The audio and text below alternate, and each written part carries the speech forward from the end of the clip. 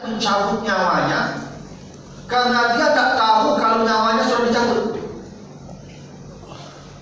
Seperti orang yang rajin, datang malaikat kasih tahu waktunya habis, dia berangkat. Bahkan dia sendiri tidak tahu kalau dia sudah mati. Saking nikmatnya mati itu, dia pun tak tahu kalau dia sudah mati. Jadi kalau ibu tanya, nikmat mati Ustaz? Nikmat. Kalau yang datang warna syiddah. Begini, bapak ibu tidur. Tahu tidak bapak ibu kalau bapak ibu lalu? Tidak. Bila tahu lalu? Lah jago, tak kalau kamu tadi dia mati persis seperti itu. Kan tidur mati. Bismillahirrahmanirrahim. Ahya wa bismika mati. Kalau tidur rasanya begitu, mati persis begitu juga. Hingga bapak ibu tidak tahu kalau sudah mati. Bapak ibu sudah berjalan seperti kita biasa aja, pergi ke sana jalan-jalan, padahal kita mati. Dan itu pada terjadi pada seorang yang Nabi namanya Uzair. Coba Bapak baca nanti Al-Baqarah 259. Ya, Al-Baqarah 259. Jadi ada Uzair dimatikan Allah 100 tahun. Setelah mati 100 tahun, hancur berulang-berulangnya, dihidupkan Allah, dibangunkan Allah. Ketika ditanya, berapa lama kau di sini? Jawaban dia, saya setengah hari di sini. Padahal sudah 100 tahun. Itu Al-Quran pernah menyebutkan itu, disebutkan Al-Quran begitu. Jadi orang mati itu, dia tak tahu kalau dia sudah dimatikan Allah. Saking nikmatnya. Itu kenapa mati itu disebut sakaratul maut. Sakar itu dikata sakar. Sakara itu artinya manis, bukan syah ya, sip. Kalau syah itu bersyukur artinya. Sakara artinya manis, bukan ada kamus. Itu maka gula bahasa Arabnya sukar. Jadi bahasa Inggris sugar. Jadi bahasa Minang sakar. Kenapa mati disebut sakaratul maut? Sakarat, mati itu manis, mati itu nikmat, mati itu indah. Kita saja yang takut. Mati itu nikmat Bapak Ibu. Coba lah saudara ibu. Sahabat nikmat. Kita takut karena belum mencoba saja. Begitu kita coba nikmat mati itu, karena kita seperti biasa jalan kemana-mana, kita mati. Kalau yang datangnya warna syaitan. Nah, bagaimana pesan yang ini Pak? Bapak Ibu ingin pesan yang ini kan? Nah, coba baca Fussilat 30. Baca Fussilat dan amalkan. Fussilat 30. Apa kata Allah? Innal ladzina qalu rabbunallah tsumma istaqamu tatanazzalu alaihimul malaikatu alla takhafu wa la tahzanu wa abshiru bil jannati allati kuntum tu'adun. Orang-orang yang beriman, alhamdulillah, kaki kita sudah separuh beriman. Sudah masuk sholat pertama kita beriman, tinggal jaga saja iman sampai mati. Dan mereka istiqamah dalam satu amal. Ini syarat keduanya. Dia melakukan amal, satu amal, tapi amal itu tidak pada putus sampai mati. Amal itu berlanjut kontinu. Tidak putus sampai mati, amal itu dijaganya, satu amal. Kata Allah, orang itu ketika mati turun para malaikat, sama kayak orang tadi turun para malaikat. Tapi bukan menampar, menghiburnya. Jangan kau takut, jangan kau sedih. Wa absyiru bil jannah, diperlihatkan surga kepadanya. Saat dia asik menonton surga itu, dia berjalan tanpa dia tahu kalau dia sudah mati dengan Allah. Dan itu pasti juga. Syaratnya apa? Bapak Ibu yang sudah hadir ini, cari satu amal yang bisa melakukan secara kontinu, permanen. Karena Nabi pernah ditanya, ya Rasulullah, apa amal yang paling dicintai Allah? Ayyul amal ahabbu ilallah. Apa amal yang paling dicintai Allah? Kata Nabi, adwamuha wa in qallat. Amal yang kecil, ringan, sedikit, tapi kerjakan secara rutin. Ustaz, ampuh wasitahkah Pak Ustaz? Baik, jangan banyak-banyak, 2.000 saja, tapi mulai pagi besok setiap pagi 2.000, setiap pagi 2.000 sampai mati. Kerjakan saja, kecuali jatuh miskin, tidak ada lagi mau dikasih. Selama masih ada rutin 2.000 setiap pagi, Bapak Ibu rasakan saja mati besok. Kalau tidak percaya, nikmat. Lakukan saja dulu, nanti rasakan nikmat. Ambo baca Quran Ustaz, baik baca Quran. Barat. Dia masih banyak. Kalau tak kerja untuk ini. Kamu 10 ayat baik mulai besok, mulai hari ini.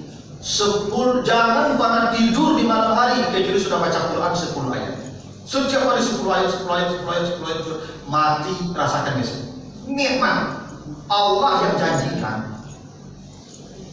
Ambo sholat sunat besar baik berapa? 10 rakaat. Mulai hari ini atau besok sampai mati jaga 10 rakaat. Jangan tidur di malam hari kecuali sudah sholat sunat 10 rakaat. Yakinlah Bapak Ibu. Kecuali musafir atau sakit yang menghalangi. Saya Bapak Ibu sering pergi takziah. Jadi saya itu diajak diundang takziah kemana-mana.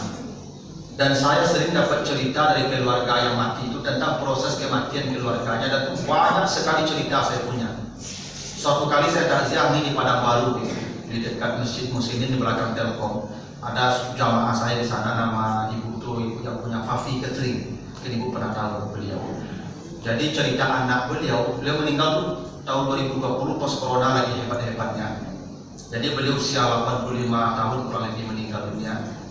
Ketika saya takziah cerita anaknya, Pak Ustadz, ibu ini meninggalnya alhamdulillah. Alhamdulillah itu bukan mereka bahagia anaknya, tapi proses matinya begitu indah. Begini, jadi beliau meninggal tuh jam 4 pagi menjelang subuh. Siang dada beliau sudah nampak agak sesak, napas beliau. Lalu diajak ke rumah sakit, beliau tidak mau. Kata beliau, "Nak, saya jangan dibawa ke rumah sakit ya. Nanti kalau hilang kesadaran saya, bisikkan saja la ilaha illallah ke telinga saya dan kita di rumah ini saja." Itu pesan beliau ke anak-anak. Anak-anak patuh, baiklah, kalau di rumah saya. Jam 3 pagi, itu nampak wajah beliau sudah mulai berubah.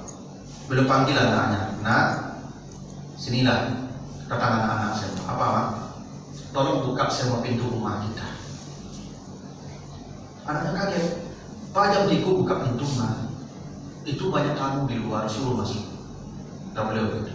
"Ada banyak tamu di luar, suruhlah masuk." Jadi kata anak-anaknya, "Mas, jam 3 pagi kok tidak ada orang tamu dong, Mak?" Kata beliau, "Buka sajalah pintu rumah kita, suruh mereka masuk."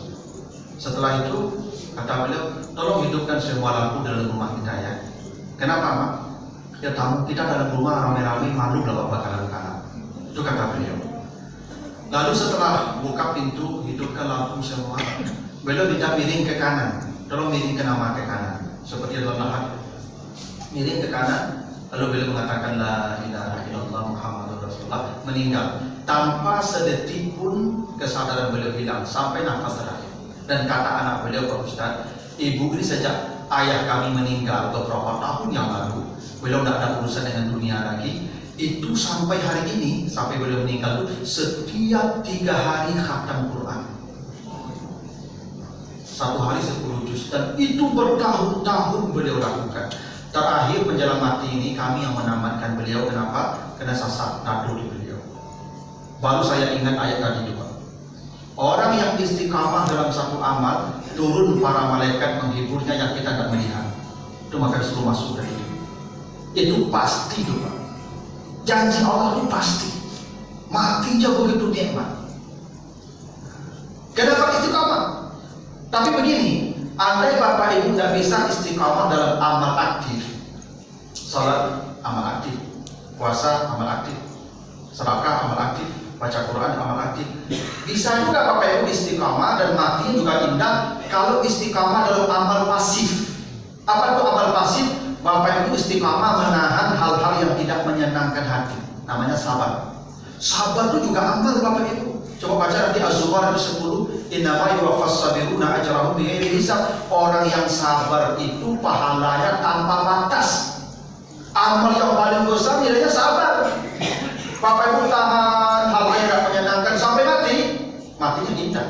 Saya juga pernah dapat cerita Bapak Ibu di daerah sini, ada jamaah yang meninggal. Saya datang takziah, cerita istrinya begini, "Pak Ustadz, Bapak ini meninggalnya tak kami duga. Sedang duduk-duduk sama anak-anak, sedang duduk-duduk di kursi, lalu beliau tersandar di kursinya. Lalu dia mengatakan la ilaha illallah Muhammadur Rasulullah dan tidak tertolong lagi ketika duduk di kursi. Jadi matinya begitu cepat, begitu tidak ada tanda-tanda. Tapi kata beliau, "Bapak ini, kami tinggal di sini Pak Ustadz sudah sekian tahun lama, dan kami dapat tetangga masalah atur rumahnya ditembakkan tembokan. Kalau lagi hujan lampu pasar rumah kami. Aku ingin protes ke tetanggamu setiap hujan itu Pak Ustaz. Tapi suami aku melarang. Apa kata beliau? Jangan pernah komplain ke tetangga ya. Jangan pernah komplain. Kenapa? Dia pasti tahu kalau atap rumahnya ke tembok kita, dia pasti tahu. Dan dia pasti tahu juga kalau atap ke tembok dan tembok ke lampu, dia pasti tahu itu. Tapi kalau itu bahagia dia, jangan mengganggu bahagia dia. Biarkan dia dengan bahagia dia. Sampai mati bapak melarang istrinya komplain. Itu istiqamah juga, matinya mudah. Jadi ibu-ibu kalau itu Asia hendak meninggal, tentu malaikat menjadikan surganya karena dia berdoa. Apa amal istri Firaun? Tidak ada tahajud, tidak ada baca Quran, tidak ada puasa, tidak ada sedekah, tidak ada. Amalnya apa? Dia bersabar sampai mati dapat suami Firaun. No sifat, no lapak, no pijak, cari. Dia hanya berdoa, doanya diabadikan dalam surat Tahrim 11 tadi. Rabbi bina indaka baitan fil jannah, ya Allah bangunkan saya istana di surga. Itu saja, setiap kali lapak dan sifat baca. Tidak menjauh, tidak melawan, tidak minta cerai, yang istiqamah. Jadi ibu pulang apa doa dia? Tahrim 11. Nanti kalau sering ini dapat capek baca tuh Rabbi bina. Asa kalian sehari ini baca doa Rabbi bina indaka baitan fil jannah, ya Allah bangunkan saya istana di surga. Dia menjauh-jauh itu baca doa. Bicara mati itu mudah. Baca saja ya. Dia gak kencang baca doa ya bahwa Rabbi bina indaka baitan fil jannah. Satu kali sering ini baca doa Rabbi bina indaka. Mungkin suatu hari apa dia acuh mana ibu membaca doa mungkin kau bertanya berarti apa baca doa. Nanti ibu jawab selalu doa istri Firaun. Tapi yang panjang muncul ibu ke beliau doa si Firaun itu sama doa belaknya begitu sama ada Firaun itu jadi ibu amalkan itu ya. Kalau ibu dah tahu tahajud, dah tahu baca Quran, dah tahu tapi tahan saja lah. Jadi apa-apa kenapa kadang-kadang makin tua makin menjengkelkan kadang-kadang sore ini panjang sore ini panjang tapi udah salah mau belanya ibu tahan saja. Kamu mati tambah. Nah, ada lagi ya. Jadi kita kelamu jadi dia itu pada baik. Ya dong. Aku mati ibu udah habis. Kalau apa-apa harus tapi sampunya enggak apa-apa juga. Kalau ini ibu repet-repet apa tuh? Itu apanya jodoh mati muda. Ya. Pak. Umar bin Khattab itu pada sebuah riwayat. Umar bin Khattab itu manusia paling bengis baik hijrah tanpa hijrah kejadian kayak dia anak yatim anaknya saya kayak jatuh rumahnya aku bertiga gua ke hijrah nanti gua sudah Umar kalau lalu di jalan Pak setan jin menapi tak tahu setan kok berpapasan ke Umar Pak saking berani tapi Umar kok bapak ibu kalau di rumah nyoberang ini istrinya anto itu Umar bin Khattab tuh Pak. Pernah ada cerita dari riwayat ini ada sahabat curhat ke Umar, sahabatku dapat suami garang, dapat istri garang. Jadi sahabatku dapat istri garang, yupana panyarengi istrinya. Labang bilang angkanya sahabatku datanglah Umar curhat Umarku khalifah presiden kok curhat pak jauh menghadapi rumah yang begitu. Di pintu rumah Umar kan sedang berang tuh, sedang kan berang di rumahnya mantu. Mencari Umar kan belang di istrinya antuk dan sahabat di balik badan saya pulang sana tapi yo lebih pulang sana mencari sahabat pulang timbul Umar pulang datanglah sahabat tadi pangan kata sahabat tadi ambo kecurhat kami tak tolong baca mengatasi orang rumah yang galak berang ini kamu nyerengi saya dari kamu panjang pada kamu tapi mau cari engkau lebih payah dia boleh tapi payah kali nampak yang boleh. Itu Umar itu. Karena tanya, bang kamu nak melawan ke istri kau? Ya, bang kamu nak melawan ke istri kau? Apa kata Umar? Marah dia itu belum sebanding dengan lelah dia mengurus saya dan anak-anak saya. Dia itu sangat lelah setiap hari. Jadi marah itu adalah akumulasi lelahnya dia. Dan itu baru sedikit dibandingkan rasa lelahnya. Maka saya biarkan dia marah biar berkurang beban di jiwanya itu. Makanya Umar itu tidak ada kalau berang-berang istrinya Pak.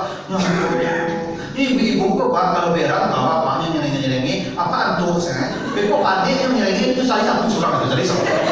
Jangan cuci baju. Ya itu beko lupa. Jangan pak berak apa lawan apa itu berak deh. Banyak lagu udah berak setengah jam lupa. Nah panik apa nak dulu dikecil itu nyampe sabtu memang. Bekel gitu. Ah kan murah pun ada ibu bukunya pak. Asal berak yang kawan pak nyerengin buku kawan. Apa untuk dana senyum berak pak. Itu tak kau melawan pak. Artinya nyanyi pak. Kami kopi dah. Jadi ibu amalkan lagi ya. Kau kena seringnya dapat pacu coba doa sapi ya. Kena kita kawin dulu bercanda. Jangan cawe-cawe ke lah. Nah jangan cawe-cawe je boleh ya. Ibu kamu tidak nak. Jangan cawe je. Mulai hari ibu asal dibilang dapat bantu. Tapi antuk jauh kamu. Aduh antuk ni. Pak antuk ibu. Dan mana macam cawe ibu payah. Tidak berkuasa.